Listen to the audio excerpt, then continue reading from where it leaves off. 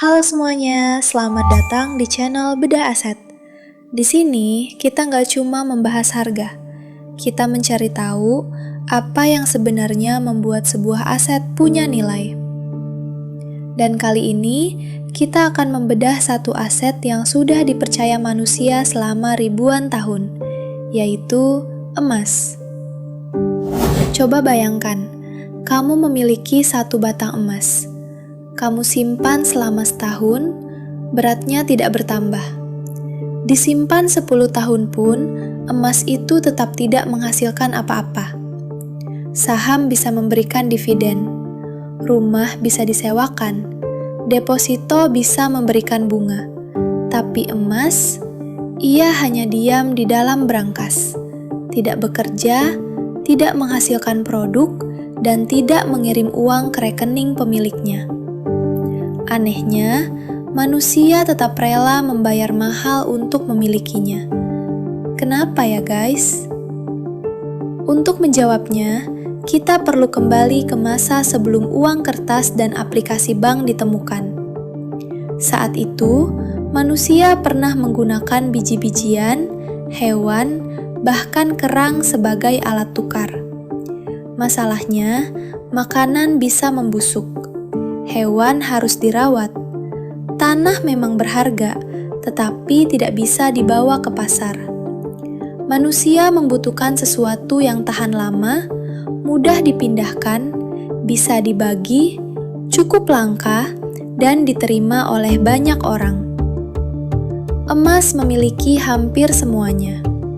Emas tidak mudah berkarat atau rusak. Emas juga bisa dilebur menjadi koin, dibentuk menjadi perhiasan, lalu dilebur kembali tanpa kehilangan materialnya. Berat dan kemurniannya bisa diperiksa. Karena itu, orang dapat mengetahui berapa banyak emas yang sedang diperdagangkan. Lalu, ada kelangkaan. Menurut estimasi World Gold Council, sampai akhir tahun 2025, seluruh emas yang pernah ditambang manusia berjumlah hampir 220.000 ton. Kedengarannya sangat banyak. Tetapi jika seluruh emas itu dilebur menjadi satu kubus, panjang setiap sisinya hanya sekitar 22 meter. Emas memang bisa ditemukan, tetapi tidak bisa diciptakan sesuka hati. Proses mencarinya mahal, lama, dan membutuhkan pengolahan material dalam jumlah besar. Itulah yang membuat persediaan emas bertambah secara perlahan. Tetapi kelangkaan dan sifat fisik saja belum cukup untuk membuat emas bernilai. Ada satu hal yang jauh lebih kuat. Kepercayaan. Manusia sudah menggunakan emas selama ribuan tahun. Sekitar tahun 640 sebelum Masehi, wilayah Lydia bahkan mulai mencetak koin dari campuran emas dan perak. Sejak saat itu, emas terus berpindah dari kerajaan, pedagang, pemerintah, sampai masyarakat biasa. Setiap generasi tidak perlu membangun kepercayaan terhadap emas dari awal. Mereka cukup mewarisinya dari generasi sebelumnya. Semakin banyak orang menerima emas, semakin mudah emas diperdagangkan. Semakin mudah diperdagangkan, semakin banyak pula orang yang mempercayainya. Emas juga pernah menjadi bagian penting dari sistem keuangan dunia. Dahulu, sejumlah uang kertas dapat ditukarkan dengan emas. Namun pada tahun 1971, Amerika Serikat menghentikan konversi dolar menjadi emas. Meski sistem tersebut telah berakhir, bank sentral tidak membuang emas mereka. Sepanjang tahun 2025, bank sentral dan institusi resmi membeli sekitar 863 ton emas.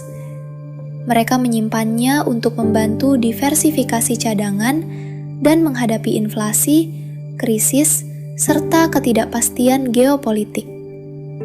Emas juga punya kegunaan nyata. Selain menjadi perhiasan, emas digunakan pada komponen elektronik karena mampu menghantarkan listrik dan tidak mudah mengalami korosi. Tapi jangan salah, emas bukan aset sempurna. Emas tidak menghasilkan arus kas. Harganya bisa naik dan bisa turun. Emas fisik juga membutuhkan tempat penyimpanan, pemeriksaan keaslian, serta memiliki selisih harga beli dan harga jual.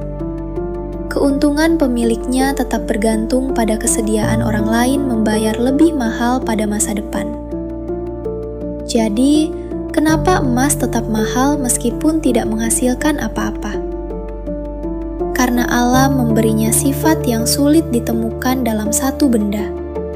Sejarah memberinya kepercayaan, dan pasar membuatnya diterima di berbagai negara. Ketika membeli emas, seseorang tidak hanya membeli logam berwarna kuning. Ia membeli kelangkaan, daya tahan, dan kepercayaan yang sudah dibangun selama ribuan tahun. Kalau menurutmu, apa yang paling membuat emas berharga? Tulis jawabanmu di kolom komentar ya guys. Kita diskusi bersama. Terima kasih sudah menonton video ini. Semoga bermanfaat ilmunya. See you guys. Bye-bye.